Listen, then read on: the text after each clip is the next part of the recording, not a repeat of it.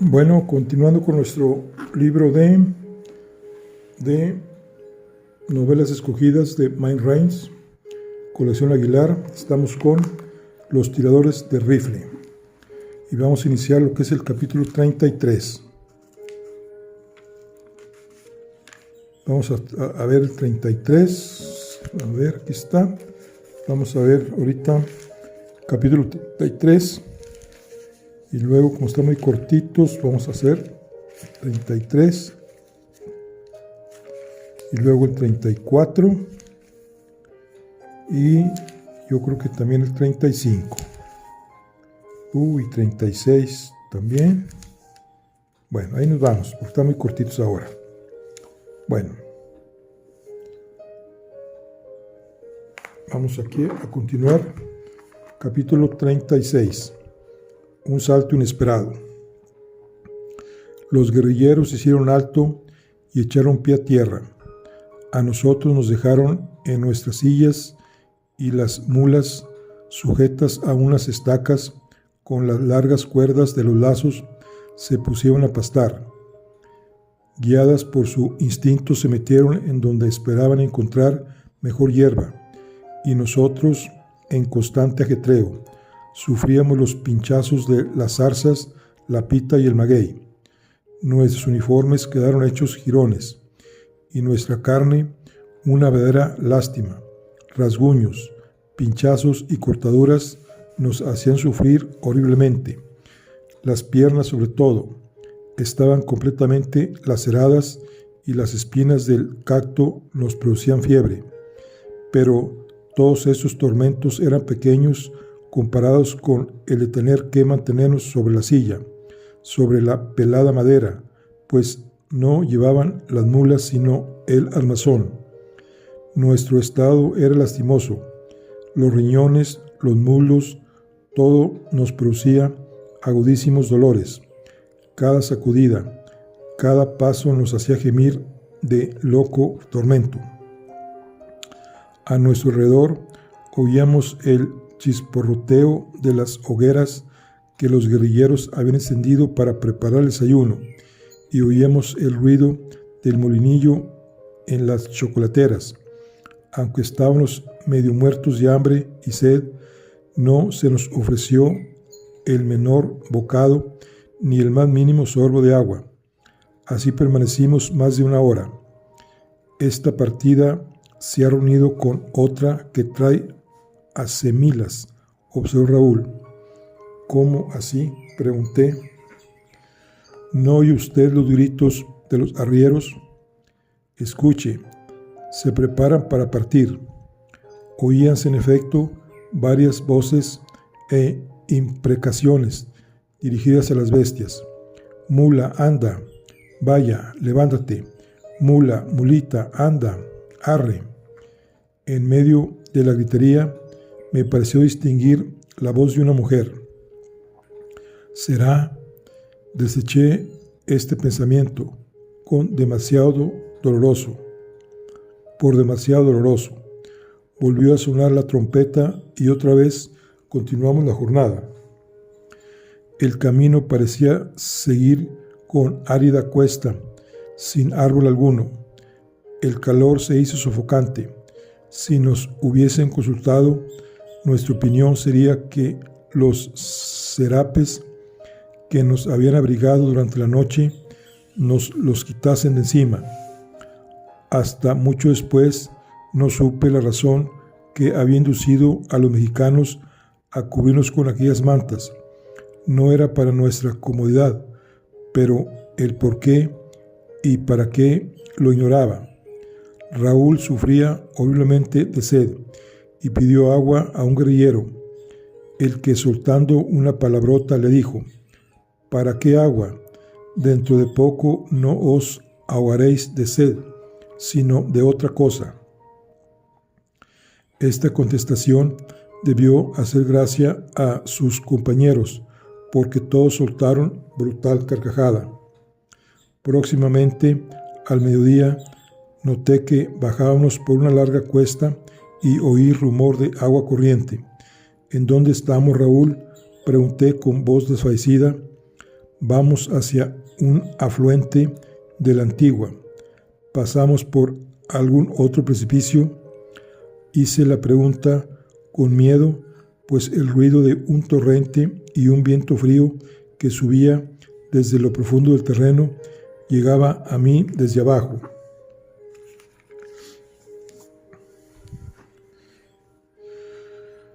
Sí, lo hay, mi capitán, pero tendremos un seguro y hermoso camino empedrado. Empedrado en este desierto, así es, lo arreglaron los frailes. ¿Los frailes?, exclamé asombrado. Sí, hay un convento en el valle, cerca del cruce, es decir, había un convento, ahora solo quedan las ruinas. Seguimos descendiendo por un gran declive. A veces parecía que las mulas iban a dar la vuelta de campana. El ruido del torrente se hacía cada vez más fuerte, hasta que llegó a hacerse ensordecedor. Oí la voz de Raúl que venía de un nivel más bajo, llamándome la atención sobre algo, pero la frase quedó repentinamente cortada, como si hubiese sido arrojado por el precipicio. Esperaba sentir un violento empujón que nos hiciese seguir el mismo camino, cuando mi mula, lanzando un fuerte relincho, dio un gran salto, y me pareció que bajaba hacia la eternidad, pero no, mi mula pisaba terreno firme, corría vertiginosamente por un camino llano. Estaba salvado. Me sentí sacudido y me pareció que las correas que me oprimían se introducían en mi carne, y luego noté que caía, y me encontré en el agua. Mi mula se paró de repente. Cuando me sobrepuse al terror que me embargaba, grité con todas las fuerzas de mis pulmones, llamando al francés. «Aquí estoy, mi capitán», contestó a mi lado, pero con una voz como si estuviera haciendo gárgaras. «¿Se ha hecho daño?» «¿Daño? No, mi capitán. ¿Qué ha pasado?» Yo quise advertirle a usted, pero no me dio tiempo. Las mulas, a quienes han tratado tan mal como a nosotros, han emprendido la carrera al oír el ruido del agua. Oía cómo la mula sorbía el líquido, y aquello hacía mi sed más inaguantable. «Me ahogo», grité con rabia. «Ah, como yo, mi capitán». La voz de Raúl parecía salir del fondo de un pozo. «¿Qué es lo que tengo que hacer?» «Pues inclinarse y dejar que entre el agua en la boca. Es mejor que la pidamos. Entonces no nos darán ni una gota. Son capaces, aprovechemos la oportunidad». «Yo no puedo, no llego, mis esfuerzos son inútiles». «¿Hasta dónde le llega el agua?» «Hasta la mitad de la pantorrilla». «Acérquese aquí que está más hondo, mi capitán». «Imposible. ¿No se acuerda que estamos atados? Mi mula hace lo que le da la gana». «Es verdad, no me acordaba». Fuese por complacerme o por el deseo de refrescar sus ancas, la mula avanzó hacia un sitio más profundo, y entonces, haciendo titánicos esfuerzos y contorsiones de las que no me creía capaz, logré meter la cabeza en el agua, y en tan dolosa posición pude dar un par de sorbos, pero creo que me entró tanta agua por narices y oídos como por la boca. Clayley y Chan habían seguido nuestro ejemplo. El irlandés clamaba al cielo porque a un decente cristiano le hacen beber agua como un jumento. Nuestros guardianes sacaron a las mulas del agua, y al trepar por la escarpada orilla, una mano me tocó suavemente en el brazo y susurrando, me dijo al oído: «Ánimo, capitán». Quedé estupefacto. Aquella voz era de mujer. Iba a contestar cuando una mano pequeña y delicada me rozó la venda y me metió algo en la boca. Al momento se retiró la mano y oí la misma voz que arriaba el caballo. El ruido de los cascos de una caballería sobre el suelo pasó a mi lado galopando y comprendí que el misterioso personaje estaba ya lejos de mí, pero permanecí en silencio. ¿Qué habrá sido, Jack? No, Jack tiene una voz así y una mano pequeñita, pero no podía estar entre nosotros, y menos con las manos expedidas. No podía ser. Entonces, ¿quién? La voz y la mano era de mujer, no había duda. ¿Quién si no podía hacerme estas manifestaciones? Ninguna otra. Habría sido... Continué haciendo conjeturas, pero todas iban a parar al mismo punto. Era a la vez agradable y triste mi pensamiento. Agradable porque ella estaba cerca de mí. Penoso porque aquel ángel que velaba por nosotros estaba en poder de aquellos forajidos y en el de mi encarnizado enemigo.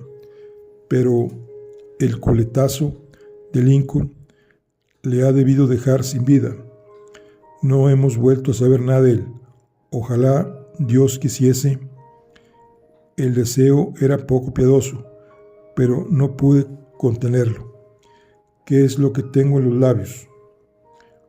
Un palillo doblado. ¿Por qué me lo habrían colocado aquí? Un papelillo doblado. ¿Por qué me lo habrían colocado aquí y no en el bolsillo? ¿O me lo han dejado caer por entre el pecho y la camisa?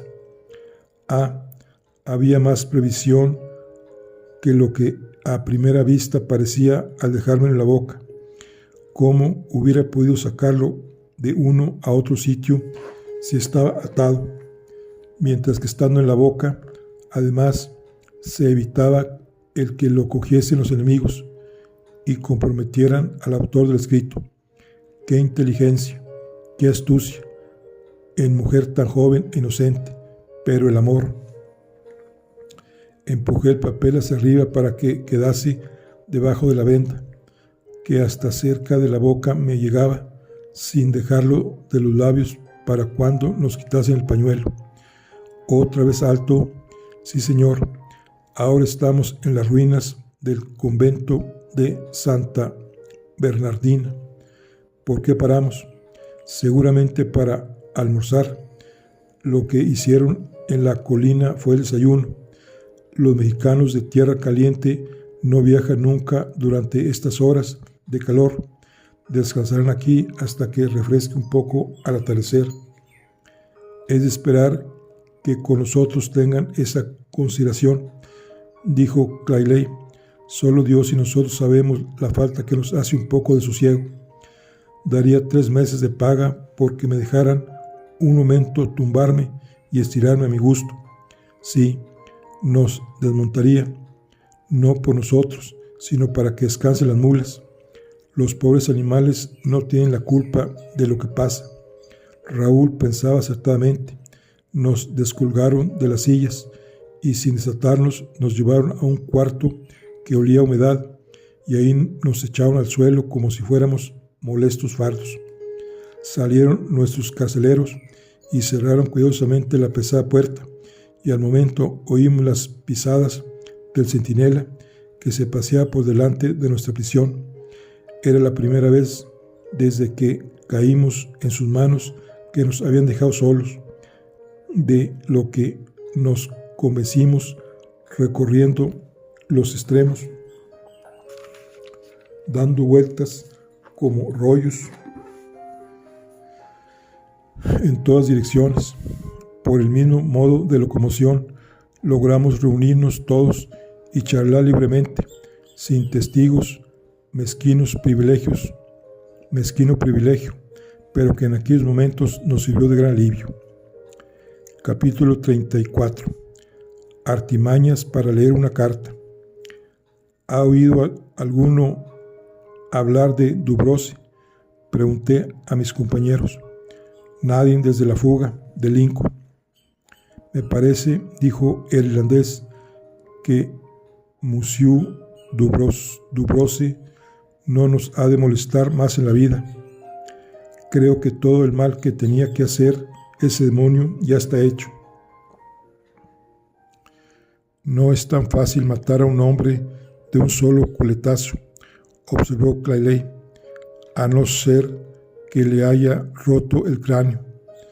Sin embargo, el desertor puede haber muerto y hasta ahora nosotros estamos vivos. A propósito, ¿cómo habrá logrado ese bandido tener tanta preponderancia en la partida? Yo creo, mi teniente, replicó Raúl, que esto no es la primera vez que ese canalla venía por aquellos parajes. ¿Usted cree eso?, pregunté intranquilo. Pues verá por qué lo digo, mi capitán.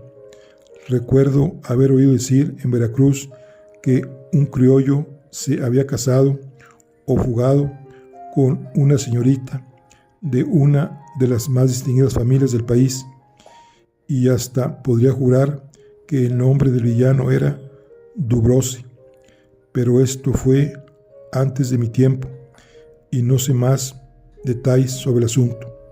Lo que sí sé es que ese pillo tenía fama de jugador y de otras cosas peores. Por cierto, que durante mucho tiempo el suceso fue la comidilla de todas las conversaciones. Con el corazón angustiado, escuché con atención todos esos detalles. Coincidían con lo que yo sabía. La idea de que ese monstruo tuviese alguna relación con ella me mortificaba en extremo. No quise preguntar más a Raúl. Sentí miedo de enterarme de nuevas cosas. Nuestra conversación fue además interrumpida por el ruido que hicieron al correr los oxidados cerrojos. La puerta se abrió y varios hombres penetraron en el calabozo y nos quitaron las vendas que cubrían nuestros ojos. Las puertas se volvieron a cerrar inmediatamente. A pesar de la débil claridad que entraba por la estancia, sentía una impresión dolorosa, como si hiriera mi vista un rayo directo del sol. Impresión compensada con creces por el placer de volver a ver. Dos de aquellos hombres traían platos de barro con frijoles y unas tortillas. Al lado de nuestras cabezas pusieron una escudilla para que de ella comiéramos. Agradecidísimos a su cariñosa atención, caballeros, dijo Chane, pero quieren hacerme el favor de decirnos cómo diantres vamos a ingerir esta basofia. Pero cómo, mala peste, vamos a comer esto con las manos atadas, sin cuchara ni tenedor, exclamó Clayley. Raúl se dirigió a uno de los guerrilleros. Diga, buen hombre, ¿no nos permite comer aunque sea con los dedos? No, contestó el otro bruscamente. Entonces, ¿qué hacemos? Con el hocico, como los cerdos. ¿Qué más queréis? Muchas gracias. Qué finura de hombre.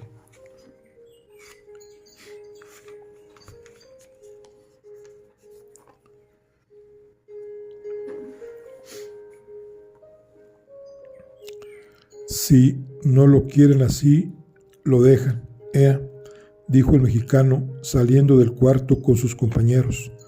Gracias, señoritos, les gritó Raúl, subrayando con rabia mal contenida la última palabra. Yo no lo dejo, no quiero darles ese gusto. Por cierto, que me extraña, no creía yo que Ñáñez fuese tan generoso con nosotros. Aquí hay algo que no me explico.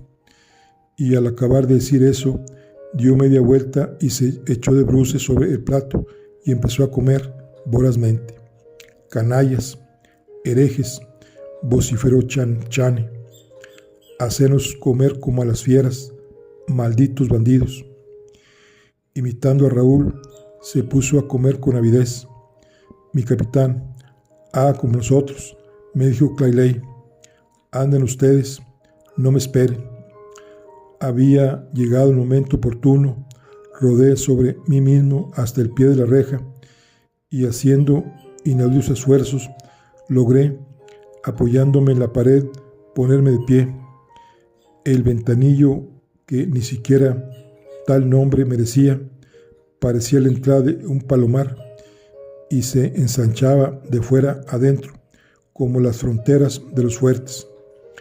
El alféizar me llegaba a la altura del mentón y solo después de grandes trabajos y contorsiones logré desdoblar el papelillo que tenía sujeto con los labios. ¿Qué hace usted, mi capitán?, me preguntó Clayley, que había seguido atentamente y con curiosidad mi rara maniobra. Raúl y el irlandés, al oír al teniente, sacaron la cabeza de la escudilla para mirarme. Silencio todos, sigan comiendo, ni una palabra. Entonces leí el papel que decía: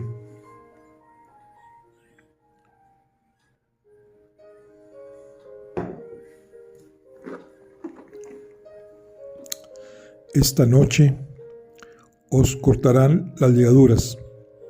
Salid huyendo sin perder minuto. No sigáis el camino que hemos traído, porque os perseguirán en esa dirección, y además estáis en peligro de que os coja otra guerrilla. Huid por carretera hacia San Juan o hacia Manga de Claco.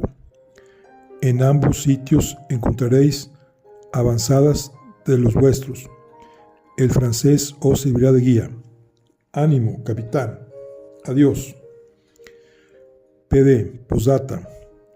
Se os ha mandado aviso, pero el mensajero o nos ha hecho traición o se ha extraviado en el camino. Adiós, adiós. Cielos, exclamé involuntariamente. ¿Sería el hombre que mató Lincoln? Cogí el papel y me lo tragué para que no cayese en poder de los guerrilleros. Me quedé pensando en la carta, el estilo en que estaba escrita, el conocimiento del país, la cautela observada me parecían poco femeninos. Una persona tan joven, tan inexperimentada, tan fuera del mundo, ¿cómo podía estar al corriente de todo esto? Indudablemente que ella tenía una inteligencia privilegiada, pero desconocía por completo las cosas de la vida. Aquello era misterioso, y además, ¿cómo era que se encontraba ahí? ¿Está como yo prisionera de esos granujas? ¿Se habría disfrazado para velar por mí, aún a riesgo de perder su vida? ¿Será posible que sea ella? Paciencia, esta noche se aclarará el misterio.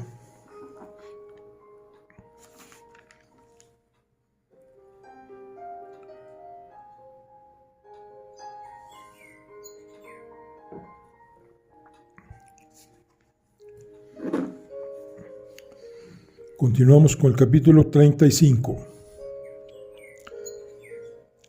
Absorbido por el contenido de la carta, no se me había ocurrido mirar por el ventano. La curiosidad hizo que me empinase cuanto pude, y alargando el cuello miré por la tronera. Un sol de fuego caía sobre las anchas y verdes hojas de un bosquecillo de palmeras silvestres. Rojos racimos de flores de las enredaderas formaban elegantes festones y guirnaldas que, mezclado con el blanco de las magolias y con otras flores silvestres, formaban tupido y policromo cortinaje. Los naranjos ostentaban sus verdes hojas, su níveo azar y sus dorados frutos, formando caprichoso y atrayente contraste. Las anchas plumas del corozo se inclinaban hacia el suelo, sin que el menor soplo de brisa les sacara de su inmovilidad. Un grupo de estas palmeras, cubierto de lianas, formaba una especie de abovedado e impenetrable techo de verdura que impedía el paso a los ardientes rayos del sol. Bajo su sombra había 3 hamacas colgadas de árbol a árbol, una de ellas desocupada. En las otras 2 había unas formas redondeadas que se vislumbraban a través de la malla vegetal y me hicieron comprender que eran mujeres. Sus rostros estaban vueltos del lado opuesto al mío. Estaban inmóviles. Sin duda, dormían la siesta.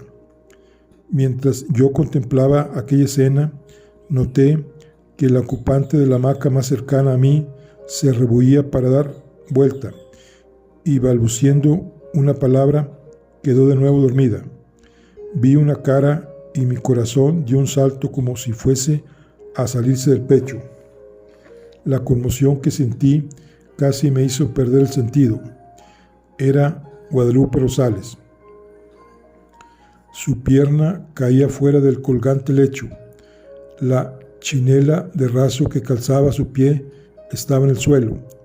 Reposaba la cabeza en una almohada de seda y su negra y larga mata de pelo desprendida de la peineta caía negligentemente hasta tocar en el verde césped.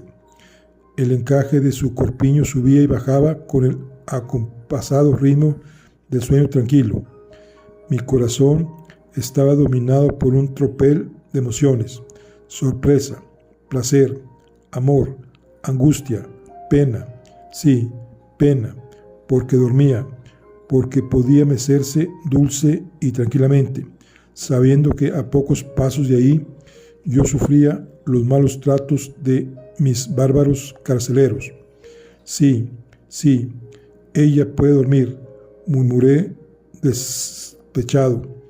La pena dominaba a las otras emociones. ¡Oh cielos! Mi atención se separó del ser adorado para fijarme en un objeto repugnante. Sin fijarme mucho, anteriormente había notado una especie de espiral enroscada en la liana, lo que tomé por un sarmiento de una enredadera, cosa que con frecuencia se ve en las selvas mexicanas. En uno de sus movimientos brilló al caer sobre él un rayo de luz que por entre las hojas se filtraba, y contemplé con horror una de las más peligrosas serpientes de la zona tórrida. El reptil se había deslizado suavemente desde la copa de los árboles y balanceaba la mitad de su asqueroso cuerpo sobre la durmiente. Por primera vez había notado la extraña forma de su cabeza y reconocí al venenoso reptil, la macaurel, la cobra di Capello de América. Así permaneció durante algunos momentos, con el cuello encorvado como el de un cisne y la repulsiva cabeza a un par de palmos de la muchacha. Esta se hallaba tan cerca de mí que podía ver el ligero sombreado que tenía el labio de mi amada. La macaurel, un momento quieta, empezó de nuevo a balancear su cabeza, produciendo un tenue silbido que salía amenazador de su boca entreabierta. La protuberancia en forma de cuernos de la cabeza, característica de este reptil, aumentaba su monstruosidad, y a intervalos sacaba su doble lengua, como brillándose del rayo del sol que sobre él caía, burlándose del rayo del sol que sobre él caía. La culebra miraba a su víctima para fascinarla antes de darle muerte. Me pareció que su pecho, el encantador pecho de la joven, se movía siguiendo el compás del balanceo de la cobra y que hasta su cabeza seguía el movimiento con el mismo ritmo. Todo esto lo contemplaba con la desesperación de mi impotencia. Como mi cuerpo, mi alma estaba aprisionada, atada, inutilizada. Pero aunque hubiese estado en libertad, ninguna ayuda podría prestar. Sabía que la única esperanza estaba en el silencio, en la quietud. Mientras no se la asusta, mientras no se las hostiga, mientras no ven un movimiento brusco, estas serpientes, por lo general, no muerden. Pero no estará en estos momentos ocupada en destilar de sus labios la mortal ponzoña. Cielos, que no se mueva. Dios mío, se mueve, va a morderla. No, aún no.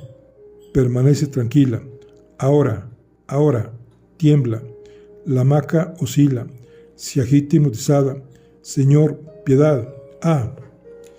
En aquel momento sonó un disparo que pareció salir de cerca del ventanillo. La Macaurel, con rápida sacudida, echó atrás su horrible cabeza. El espiral de su cuerpo, alrededor de la liana, se aflojó y cayó al suelo, revolcándose en las angustias de la muerte.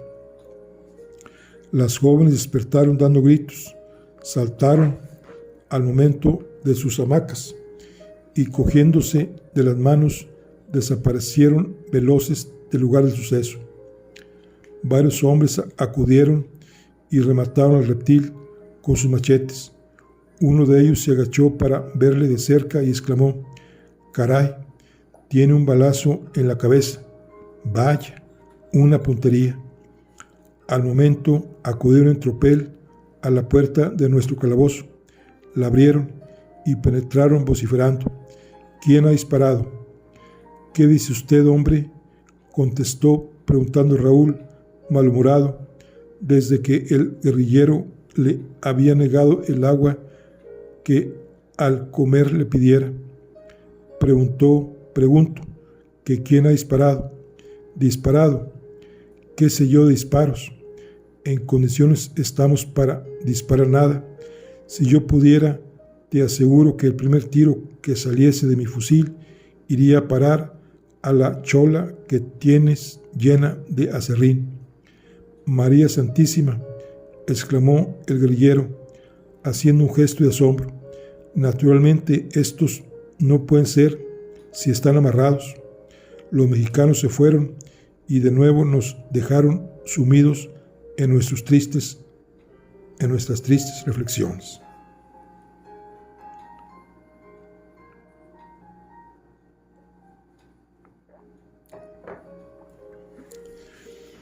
Capítulo 36. El cuartel general de la guerrilla. Tristísimas eran las mías, tristes y enigmáticas. Me dolía que ella, la mujer a quien yo más quería en el mundo, estuviese expuesta a todos los peligros que nos rodeaban. La persona que reposaba en la otra hamaca era su hermana. ¿Estarían solas? ¿Eran prisioneras como nosotros de aquellos bárbaros? ¿Sería debido a la hospitalidad que nos habían brindado la causa de su desgracia? ¿Iría toda la familia conducida para ser juzgada ante un tribunal de guerra? También podía suceder que fuesen de viaje bajo la protección de los guerrilleros, por temor de caer en las manos de otra partida de bandidos más peligrosos. Era cosa corriente en Río Grande hacerse escoltar en esta forma cuando alguna familia rica se trasladaba de un punto a otro. Esto puede explicarlo. «Yo he oído la detonación», exclamó Chane de repente, «y juro por San Patricio que era el rifle del sargento. Si me equivoco, que me corten la cabeza». «¿Qué dice Chane?». Dice, contestó el teniente, que ha oído la detonación y asegura que ha sido Lincoln. Su rifle, mi capitán, hace un ruido seco, dijo el irlandés, que se diferencia de todos los demás, sobre todo de los mexicanos. Es por la manera que tiene de cargarlo. ¿Y qué? Dice Raúl que uno de estos le ha preguntado quién había hecho fuego.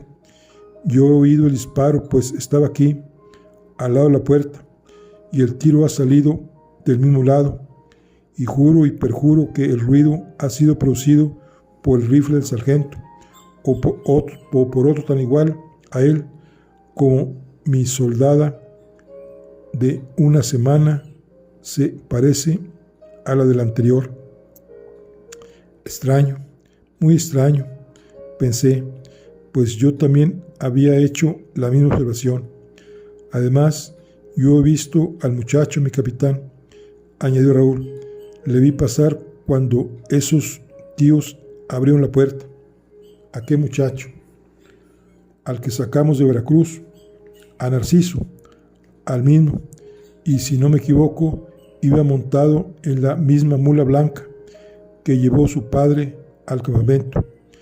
Me parece que toda la familia está con la guerrilla y que gracias a ellos aún vivimos. Esta revelación explicaba el enigma. Hacía 24 horas que no había vuelto a acordarme de Narciso. Ahora comprendía claramente la situación. El sambo que Lincoln mató, inocente víctima, era amigo nuestro. Era el mensajero que venía a avisarnos del peligro que corríamos. Y el puñalito se lo había, sin duda, dado a Narciso, como prueba de que era un criado de la casa. La voz atiplada y la pequeña mano era de Narciso. El velo que ocultaba el misterio se descorrió en un momento, pero mi situación por eso no había mejorado. La indiferencia en el otro lado me mortificaba. Ella tiene que saber que estoy aquí, me decía a mí mismo, puesto que su hermano no lo ignora, y que estoy herido y lacerado. Mas esto, ¿qué le importa? Nada. Si me tuviese la menor simpatía, no podría dormir tranquila. Está ahí, a pocos pasos de mí, y no tiene una palabra de consuelo para mis torturas.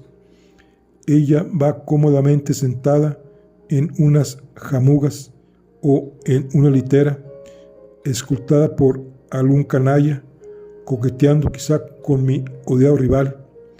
Quizá hablen de los pobres prisioneros y riéndose, ridiculizándonos, tal vez, y después de oír todo eso se tumba indiferente en la hamaca y a dormir tranquilamente. El ruido de la puerta al girar sobre sus goznes me sacó de mi triste soliquio.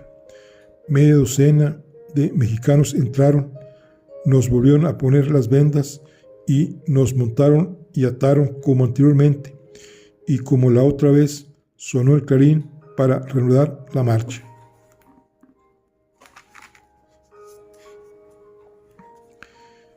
Íbamos por el lecho de un torrente, una cañada. El fresco que sentíamos nos indicaba que la vegetación de ambos lados formaba túnel, cobijándonos de los ardores del sol. Las palabras resonaban con eco. El torrente corría con bullicioso rumor, agradable al oído. 2 o 3 veces cruzamos el arroyo, pasando de una a otra orilla, pareciéndome que regresábamos después de haber recorrido un tercio de legua, lo que se hacía, como supe después, por evitar los cañones o grandes desfiladeros, en donde ya no hay camino a los lados del torrente. Subimos una cuesta y al llegar a la cima empezamos a bajar. Conozco este camino muy bien, dijo Raúl. Es la cuesta que conduce a la hacienda de Zenobio. Motivos tengo para conocerla par 10. ¿Cuáles son esos motivos? En primer lugar, porque por aquí he traído más de un bulto de cochinilla y algunos fardos de tabaco de contrabando, y eso en noches en las que mis ojos me servían de lo que me sirven ahora. Yo creía que a los contrabandistas lo mismo les importaba las noches claras que oscuras. A veces así es, pero otras, cuando el gobierno abre ojos del lince, el contrabando no es tarea agradable y hay que andar con pies de plomo.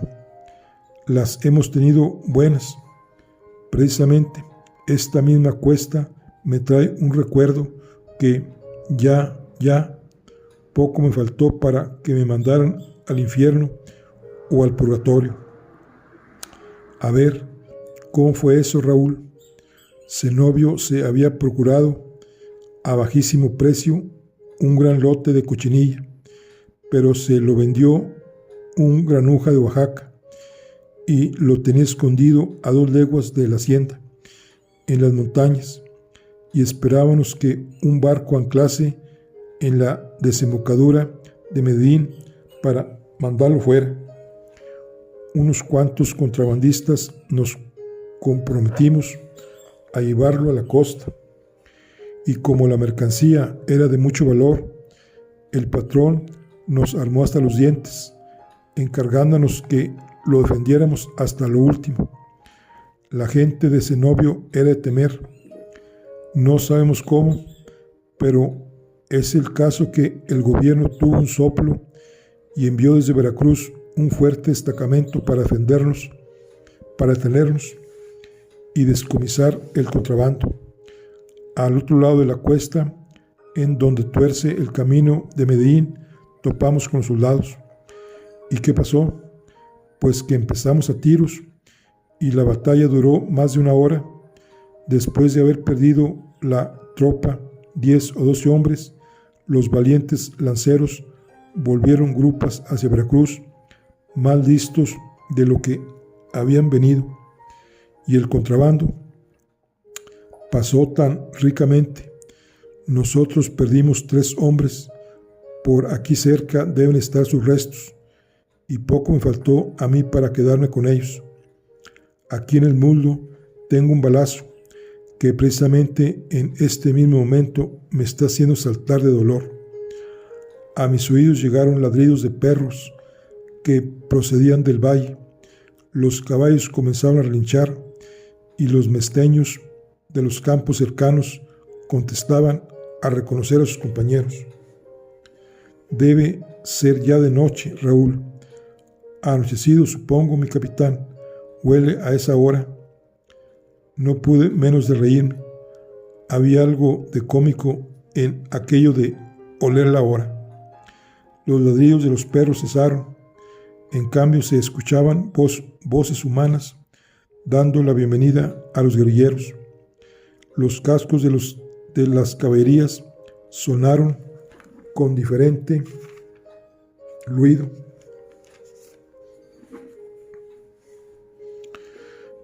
Al pisar terreno más duro, como si pasásemos bajo un camino abovedado. Nuestras mulas se detuvieron, brazos rudos nos desmontaron y nos arrojaron sobre el suelo, empedrado de guijarros, como si fuésemos vil y despreciable mercancía.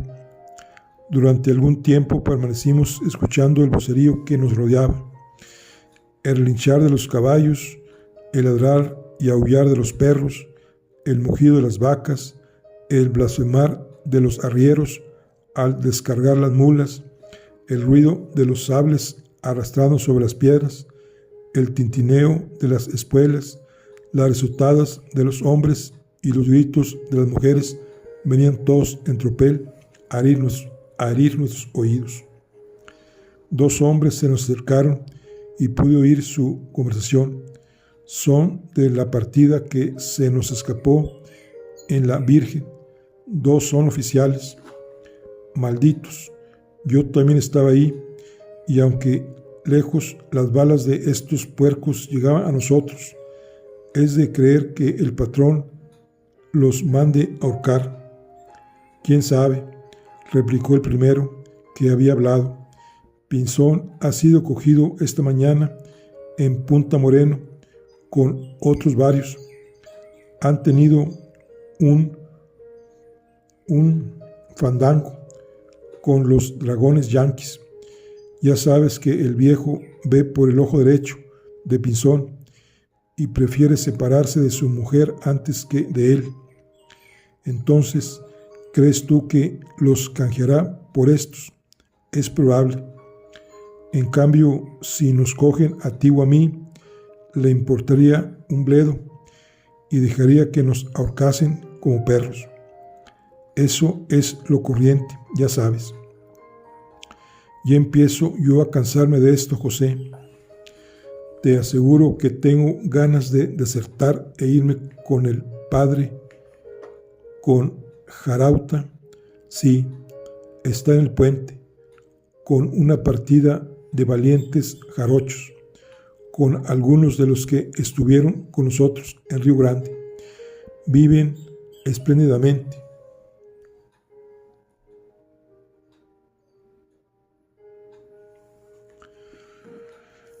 Libres a lo largo del camino y se divierten, que es un gusto. Sí, Jaruta llega a coger a estos yanquis. Buena comida tendrían hoy los opilotes. Tienes razón, compadre. Anda, vamos a quitar las vendas a estos y a traerles las habichuelas. Puede ser que sea lo último que coman. Después de este consolador comentario, José nos quitó las vendas y nuestros ojos volvieron a ver. La luz nos encandiló y tuvimos que esperar un momento antes de poder usar del precioso sentido.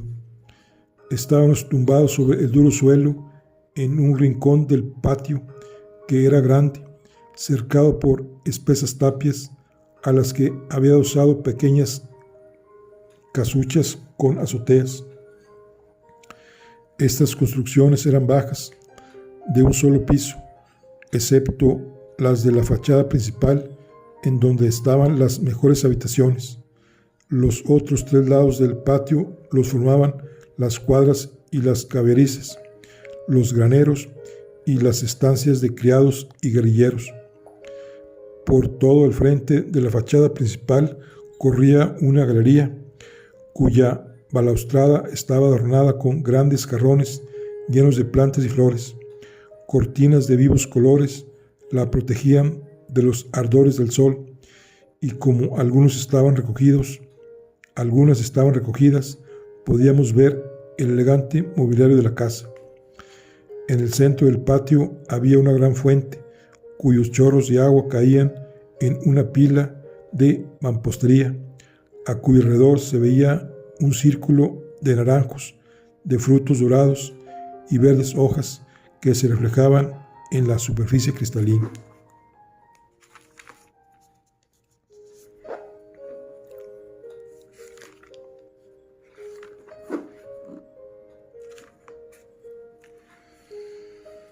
Aparte de esto, el patio parecía un parque guerrero.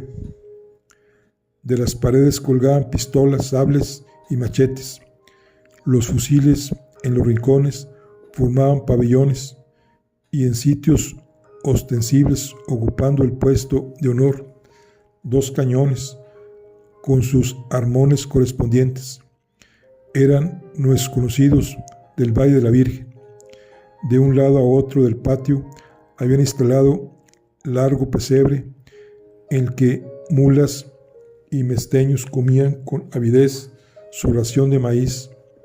Las huellas que las sillas y albardas mostraban en su lomo nos indicaban que aquellas bestias habían sido nuestras compañeras en el malhajado viaje. Enormes perrazos, tumbados sobre las piedras, gruñían a intervalos cada vez que un ruido extraño se producía hacia la puerta de entrada. Sus fuertes mandíbulas y atestados flancos delataban el dogo español, los descendientes de aquellos feroces perros de presa con que Hernán Cortés había perseguido a los conquistados aztecas. Alrededor de las hogueras, sentados en coros o de pie, inclinados hacia el fuego, los guerrilleros asaban grandes trozos de carne de vaca, sirviéndose de sus sables como asadores. Otros, más équites o más guerreros, se entretenían en remendar y limpiar sus monturas o en bruñir los cañones de las viejas escopetas, y no faltaba algunos que, contoneándose, se paseaban airosos, luciendo sus pintorescos trajes y flotantes zarapes. Algunas mujeres, envueltas en el rebozo, discurrían de una parte a otra, llevando jarras de agua. Otras, arrodilladas delante de unas piedras lisas e inclinadas, molían maíz y fabricaban tortas o salpicaban el contenido de las ollas con el picante chile. Batían el molinillo de la chocolatera, preparaban frijoles en chatas sartenes, todo ello entre risas, cuchufletas y alegre charla con los hombres. Algunos guerrilleros que por su vestimenta y aspecto debían ser oficiales se asomaron a la galería, dieron algunas órdenes a los soldados y se internaron de nuevo en la casa. En un rincón del patio había amontonados algunos fardos, sin duda de mercancías, cerca de los cuales varios grupos de arrieros con sus saones de rojo cuero arreglaban la carga y ordenaban los aparejos, colgándolos en hileras a lo largo de las paredes. Por encima de los tejados que teníamos enfrente a nosotros, como estábamos en alto, podemos ver la verde campiña y los frondosos bosques, y allá lejos, en último término, el cofre de Perote y la ondulada cordillera de los Andes, coronando todo el pico de Orizaba, cubierto por el blanco sudario inmaculado que se elevaba hasta el cielo como inmensa pirámide de nieve. El sol había desaparecido tras las montañas, pero aún sus rayos matizaban de amarillo el cono del Orizaba, que parecía cubierto por el occidente con una capa de bruñido oro. Nubes rojas, púrpuras, blancas, amarillas, seguían al astro rey en su carrera e iban a coronar los picos de las sierras mexicanas. El pico de la estrella ardiente atravesaba altivo la capa nudosa y sobresalía destacando su majestuosa y solitaria grandeza sobre el cielo azul. Belleza encantadora y pintoresca, la de aquella escena que daba la idea de la sublimidad belleza que por unos momentos me dominó, haciéndome olvidar que era un